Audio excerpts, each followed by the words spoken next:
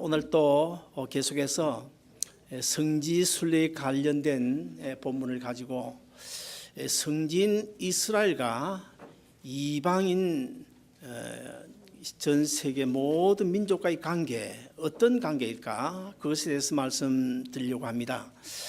선민, 그러니까 이스라엘 가리켜서 선민이라고 하죠. 특별히 선택받은 민족이다. 그리고 이스라엘 민족을 제외한 전 세계 수없이 많은 민족들을 가리켜서 이방인이다 그럽니다. 그래서 우리도 다 이방인들이었습니다. 그래서 이스라엘과 이방인의 관계에 대해서 오늘 말씀드리려고 합니다.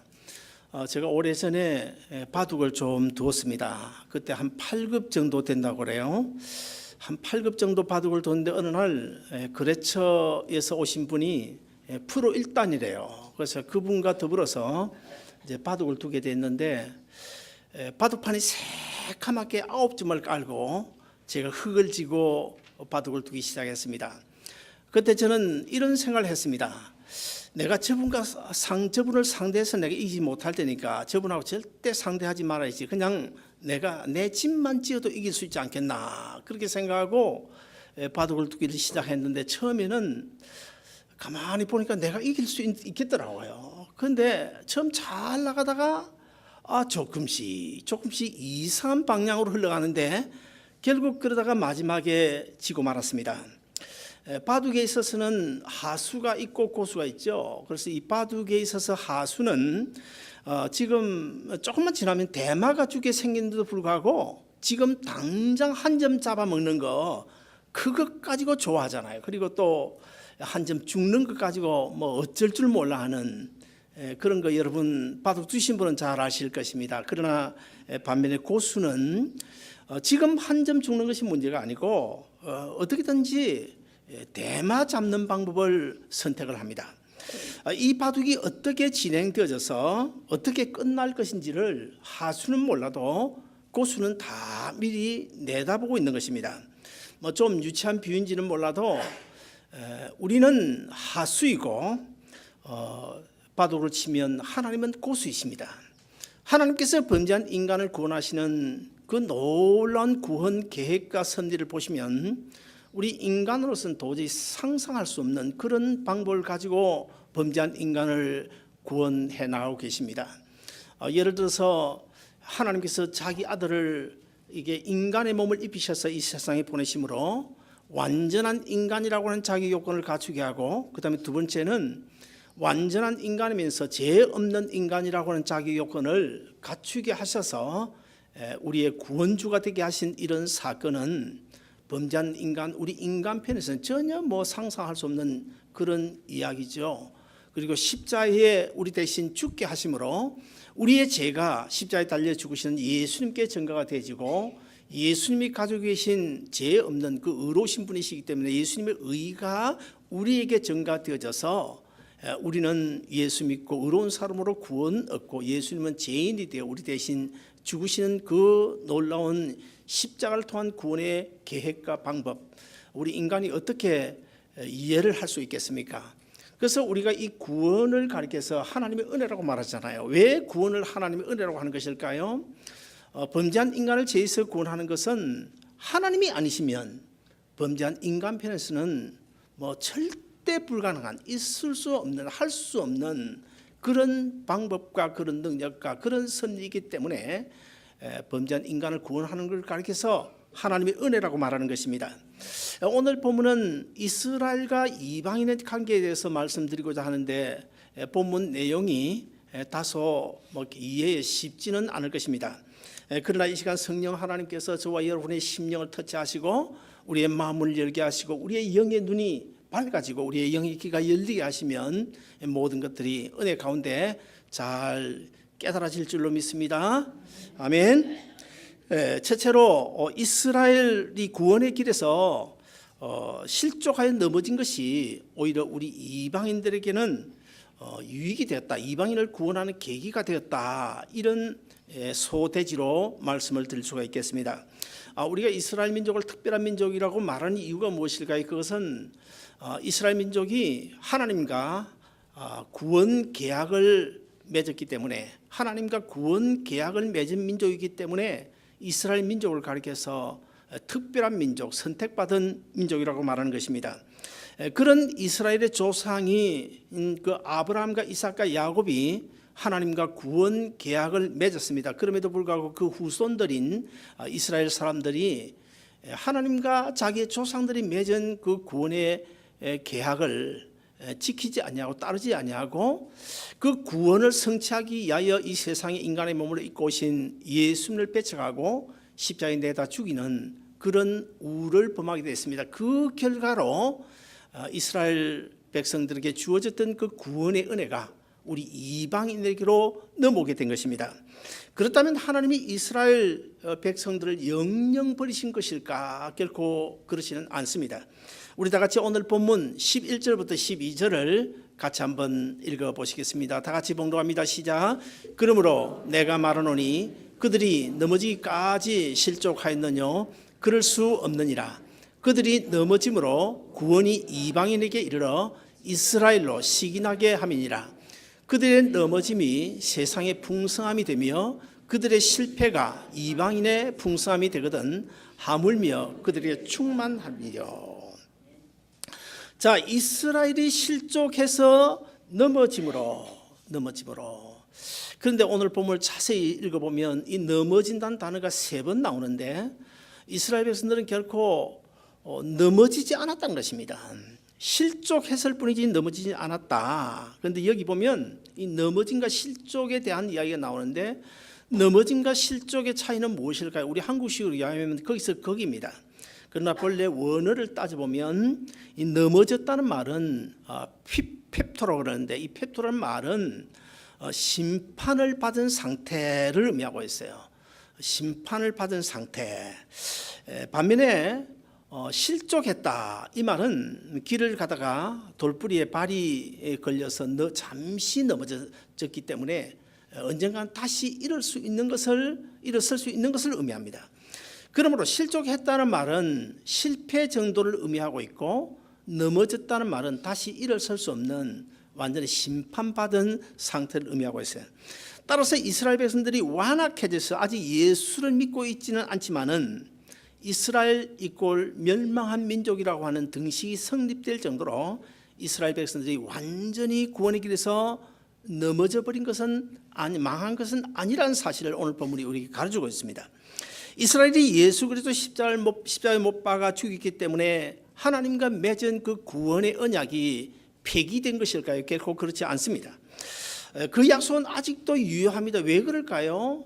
우리 사람은 사실 약속을 했더라도 그 약속을 밥 먹듯이 그냥 자꾸 어기고 변하잖아요. 그러나 하나님은 변개치 아니하시는 분이시기 때문에 이스라엘이 변할지라도 하나님은 끝까지 이스라엘 사랑하시고 언젠가는 반드시 이스라엘 민족을 구원하실 것이기 때문입니다.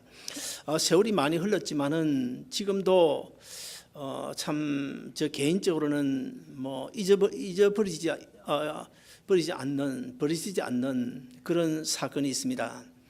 제가 시골에서 어릴 때 아주 친한 단짝 친구 셋이 있었어요. 셋인데 그 세 친구가 한 친구는 이 돌담, 옛날에 시골 가면 돌담 있잖아요. 돌담을 사이에 두고 옆집에 사는 친구였어요. 그런데 이 세 친구가 그 돌을 하나씩 빼내고 구멍을 뚫어가지고 이 집 저 집 드나들면서 그렇게 같이 놀고 같이 학교 다니고 같이 주일 학교도 다녔습니다. 그러다가 이제 중학교를 졸업할 무렵에 그 세 친구 중에서 두 친구 중에 하나는 그만 그 예수 믿지 않는 세상 친구들 만나가지고 그 두 친구 모두 다 세상으로 빠져버렸어요. 그러다 결국 한 친구는 고기 잡는 어부가 되어버렸고 다른 한 친구는 장사꾼으로 나갔는데 나중에 비즈니스를 좀 크게 했지만은 결국 40대 후반에 병이 들고 비즈니스도 망하게 됐습니다. 그러나 세 친구 중에서 오직 한 친구, 그 친구는 어릴 때부터 60평생이 될 때까지 한 번도 교회를 떠나지 않냐고 오직 하나님 중심, 성경 중심, 교회 중심으로 주님만을 섬기고 교회 생활, 신앙생활 하다가 젊어서 장로가 되고 또 나이는 들었지만은 결국에는 목사가 되어져서 오늘 또 아름다운 동산교회 강단에서 복음을 전하고 있습니다. 지난 1999년 제가 목회를 시작하고 얼마 되지 않았을 때였습니다. 그런데 고향으로부터 소식이 전해왔는데 옛날 그 고기잡이가 된 어부가 된 그 친구가 원양어선을 탔는데 배에서 고기 잡다가 빠져 죽었다고 하는 소식을 듣고 얼마나 슬픈지 몰라요. 그리고 다른 한 친구 결국 40대 후반에 비즈니스가 망하고 병까지 들어가지고 시리에 빠져 살다가 그 한 친구가 물에 빠져 죽었다는 소식을 듣고 뒤늦게 후회하고 회개하고 하나님 앞에 돌아왔다는 이야기를 들었습니다. 이렇게 우리 주위에는 젊어서 예수 잘 믿다가 그만 낙심해버리는 사람들이 많이 있습니다. 그런 사람들 가운데는 사도 바울의 제자 데마처럼 영영 주님의 곁을 떠난 사람이 있는가 하면 조금 전에 소개해드린 제 친구처럼 영영 예수님을 떠나서 그냥 이 세상마저도 떠나버리는 그런 사람이 있는가 하면, 그러나 젊어서 교회를 떠났다고 해도 그들 가운데 상당수는 좋은 시절 다 보내고 나이 들어 병들고 사업에 실패하고 그래서 결국 드디어 인생의 석양길에 접어든 그런 힘도 없고 능력도 없고 돈도 없고 아무것도 할 수 없는 병든 몸 이끌고 천부에 어찌없어서 손들고 주님 앞에 나옵니다. 그래서 주님 앞에 회개하고 돌아 나온 사람들이 많이 있습니다. 사도 바울은 이제 한 걸음 더 나아가서 이스라엘이 예수를 배척하고 십자가에 못 박은 바로 그것이 오히려 세상의 이방인들에게 유익이 되었다, 그렇게 말씀하고 있는데, 오늘 본문 11절에 보시면 저희의 넘어짐으로 구원이 이방인에게 이르고 12절에 가서 저희의 실패가 이방인의 부요함이 되었다. 그리고 15절에 가서 보면 저희를 버리는 것이, 저희가 누굽니까? 이스라엘 백성들이죠. 하나님께서 잠시 저희를 버리는 것이 세상의 화목이 됐다고 말씀하고 있어요. 여러분 유명한 그 가수나 탤런트들 가운데 보면 이제 자기 어떤 배역이 왔어요. 배역이 왔는데 이 배역 나 싫다. 그래서 거절하는 경우가 있어요. 그래서 다른 사람이 거절한 그 배역을 소위 말해서 대타로 받아가지고 대타가 되어져서 그 역을 받아서 그냥 졸지에 성공하는, 순식간에 성공하는 이런 사람들이 간혹 있지 않습니까?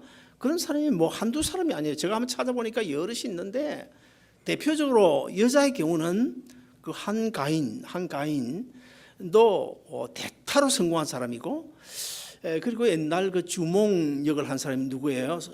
무슨 종국인가? 김을동 씨 아들.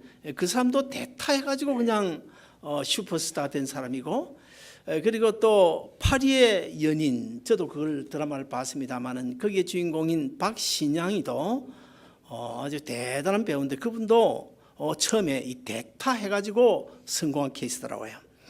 자, 무슨 이야기입니까? 그처럼 우리도 이스라엘이 거절한 그 복음을 우리가 받아들여서 오늘 이 자리에 앉아 있는 거예요.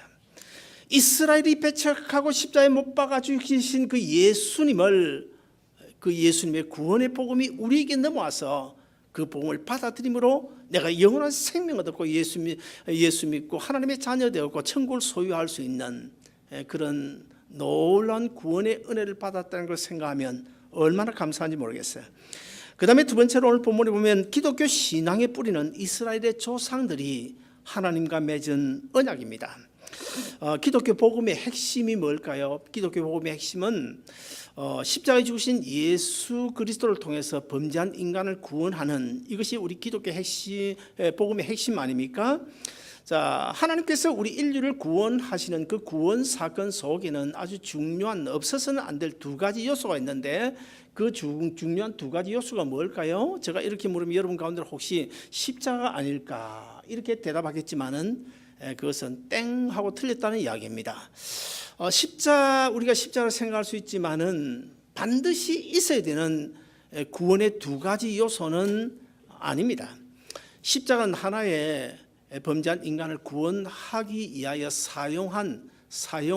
이용되어진 툴에 불과한 것이지, 꼭 십자가 아니라도 하나님은 다른 툴을 이용해서라도 범죄한 인간을 구원할 수가 있습니다. 그러면 두 가지 꼭 있어야 될 요소가 무엇일까요? 첫째는 예수 그리스도이시고 그 다음에 두 번째는 십자가에 설리신 보혈입니다. 하나님께서 이제 창세기 3장에 보시면 아담이 선악과 따먹고 범죄한 이후에 인류에게 즉각 이 구원의 언약을 예고하십니다. 어떻게 예고하시는가 하면 두 가지를 예고하시는데 첫째는 창세기 3장 15절에 보시면 여자의 후손 곧 예수 그리스도를 통해서 구원하겠다 예고를 하십니다.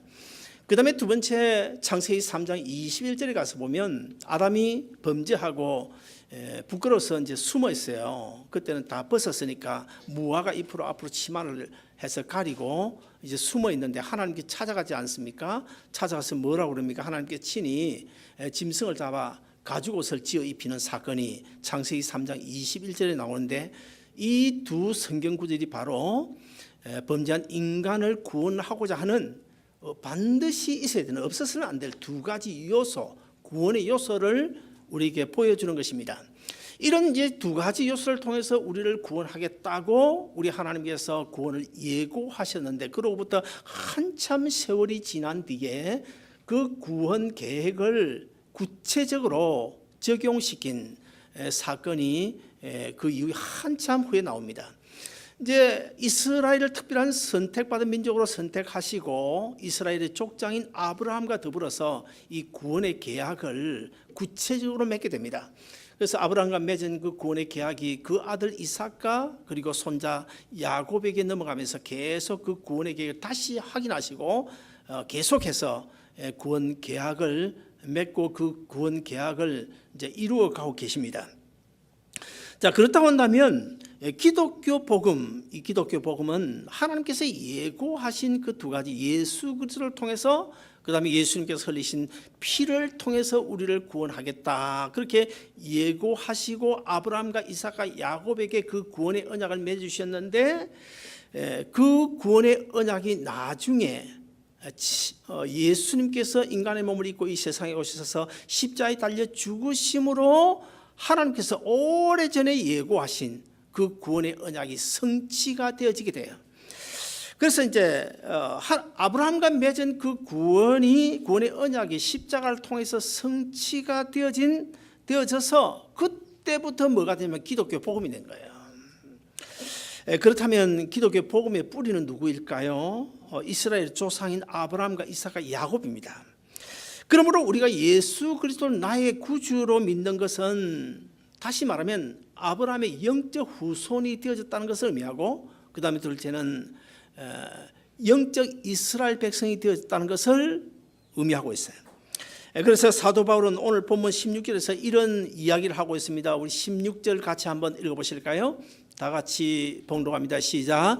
제사하는 처음 익은 곡식 가루가 거룩한 즉 떡덩이도 거룩하고 뿌리가 거룩한 즉 가지도 그러하니라. 자, 이 말씀은 민수기서 15장에 나오는 말씀인데 이스라엘 백성들이 이제 곡식을 거두게 되면 그 가루를 가지고 떡을 만들어서 하나님께 제사를 드리잖아요.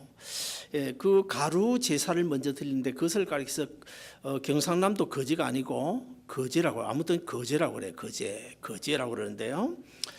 이건 무슨 이야기인가 하면 곡식을 재배해 가지고 그 곡식 가루를 가지고 거제라는 하나님 앞에 제사를 드리고 나면 그 가루로 만든 떡도 이미 그 가루가 하나님께 제물로 바쳐졌기 때문에 거룩해졌기 때문에 그 떡도 거룩하게 하나님 앞에 바쳐지는 것이다 그런 뜻입니다. 그 다음에 이스라엘 백성들이 또 한 가지 보면 그 나무 묘목을 가지다가 예루살렘 성전 뜰에 심어요. 그러면 예루살렘 성전에 심은 그 나무를 심을 때 벌써 하나님께 바쳐진 나무가 됩니다. 그러면 이제 한 6개월, 1년 지나면 그 나무에서 열매가 나지 않겠습니까? 꽃이 피지 않겠습니까?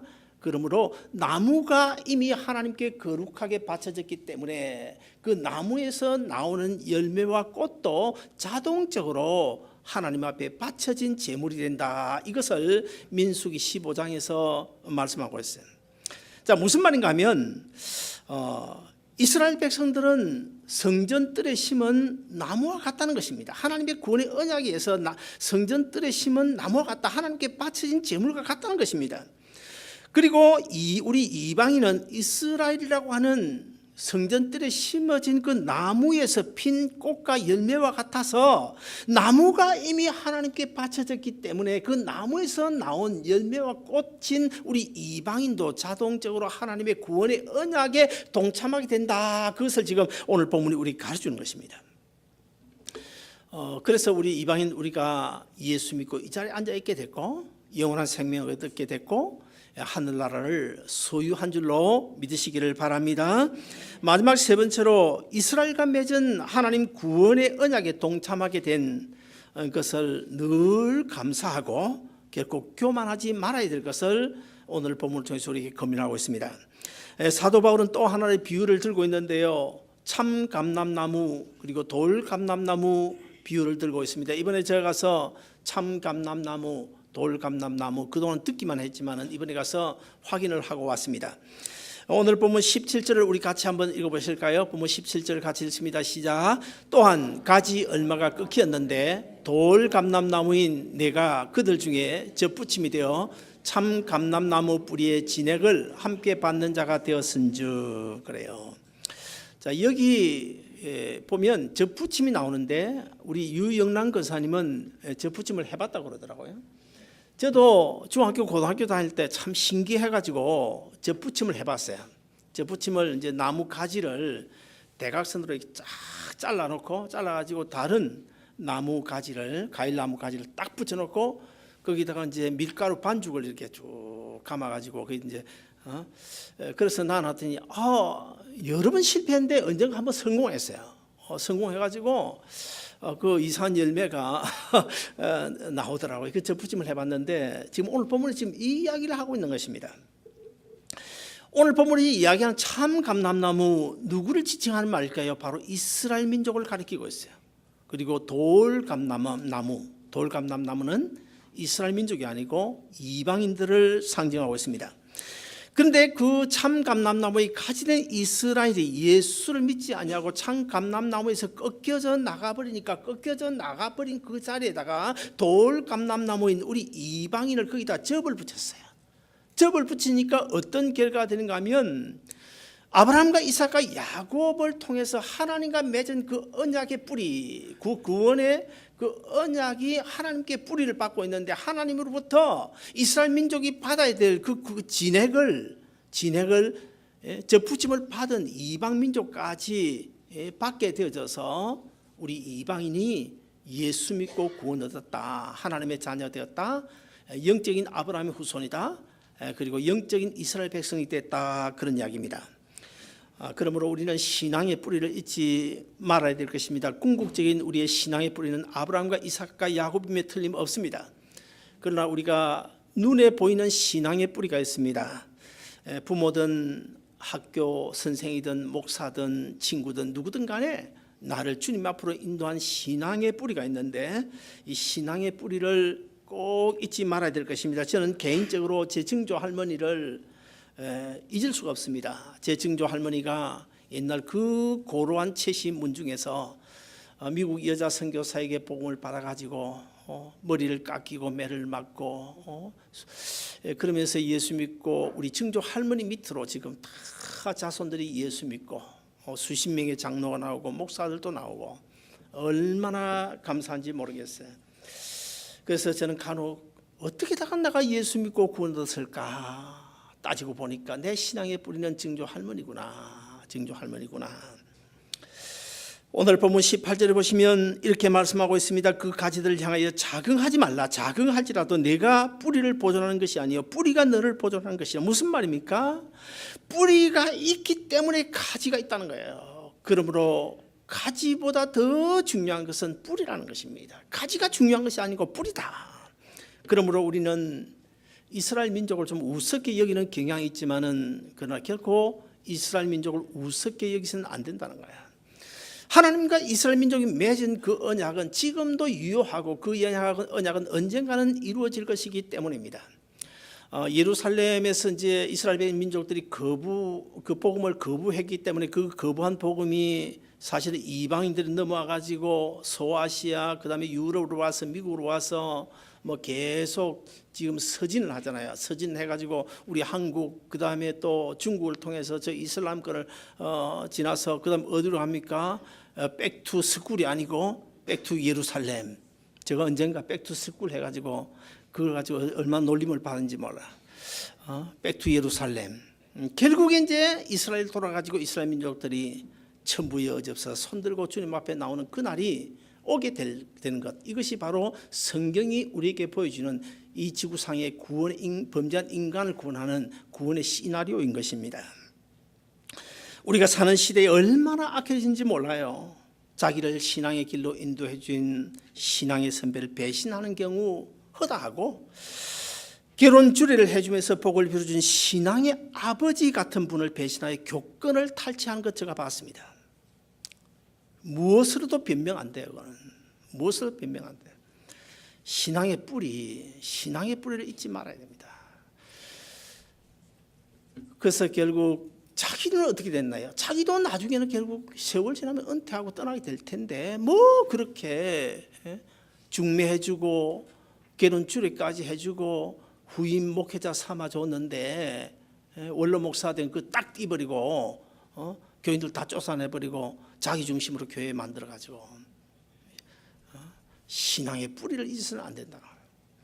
이렇게 신앙의 뿌리를 모르는 사람들 향해서 오늘 본문이 우리에게 뭐라고 말씀하고 있습니까? 이렇게 경고하고 있습니다. 본문 21절에 보시면 하나님이 원가지들도 아끼지 아니하셨은즉 하물며 너희들일까 보냐. 너도 아끼지 않으리라. 우리는 본래 값어치 없는 돌 감람나무에 불과했습니다.